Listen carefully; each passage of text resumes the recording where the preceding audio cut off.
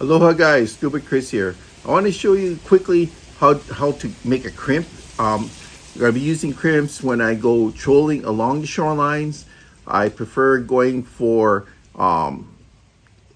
basically wahoo, which is ono, or mahi mahi. I like to go up to the buoys and inside of the buoys, which is like 3 to 4 miles, sometimes 5 miles offshore.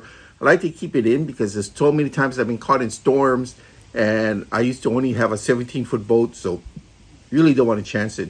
And there's times I go out far chasing fish. I mean, it happens, right?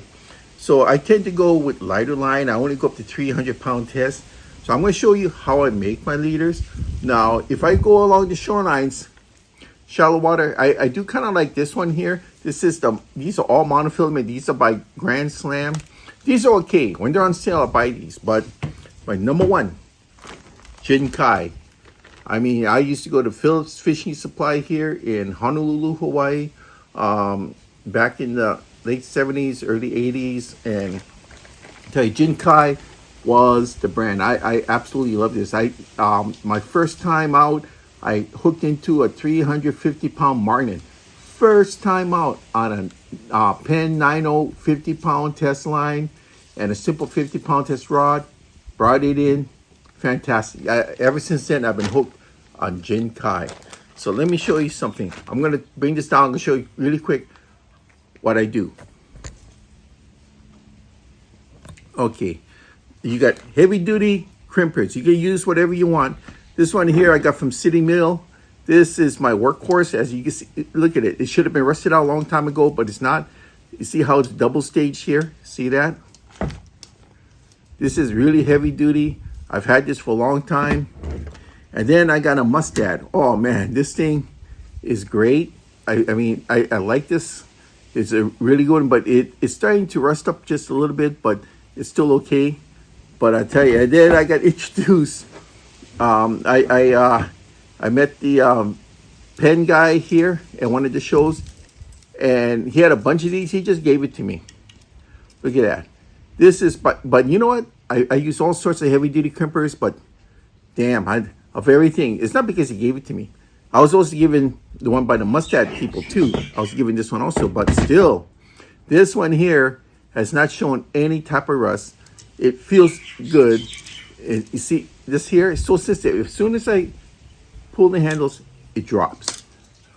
I mean, I have used this for years. No rust on it. I absolutely love this one, but to each his own, right? It just maybe I really love this one too. This one was my first. So for crimps here, I used a double barrel. It's not single. Single means that it's only gonna have one hole to put the line through, but the double barrel crimps have 2 barrels. See that? Like a double barrel shotgun. So this is what I use the most, and I'll show you how to do it. And this one here, this is only 60-pound leader because I'm going to use this for shallow. This is the biggest I'll go for shallow water, meaning just going over the shallow reefs, like within 20 feet of depth, day or night. And you say, oh, for GTs, it won't hold, but you know what? It held a 5-footer, so I'm a believer. And plus, you get anything like a shark or whatever, it's going to ease your cut, so that's fine. But recently, I've been getting a little bit smarter. If I can go only at night and not during the day, I go up to 125. So what I do is I use these. These are Catch-All Tackle brand. These are double sleeves, copper. I don't use zinc. I use copper. But you know what? I don't know the difference. To be honest, I don't know what's better. But I just stick with the copper. So what I do is I stick this in through one of the, I stick this through one of the long holes here. And I'm going to do what is a Flemish eye. Now, what's a Flemish eye? What you do is you make a loop. You go through this once, twice, 3 times. Draw this up. See how I drew it up? Now with this extra line here, put it through the other barrel of the sleeve. There you go. And now I'm going to crimp. So I usually start about a little bit larger setting. These are graduated. It tells you on there what the graduations are. So what I do is I start off for a little bit larger one. It's a 2-stage process.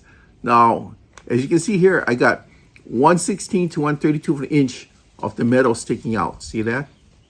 You don't want to go up to the edge, because if you go up to the edge and the fish is running and it's going to go back and forth like that, that edge will cut into the line. That's why you want to come back here.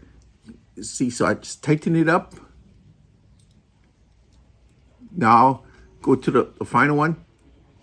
Okay, and just have to do this tight. That's all you have to do. So I did the first one. See again, see how that's within a 1/16 of an inch to 36th of an inch. You need that end open so it flares, so the line can go back and forth and not get cut. Okay, I just tighten that. Go up to the final one. Boom, done. That's it. That's how you make a Flemish eye. Got your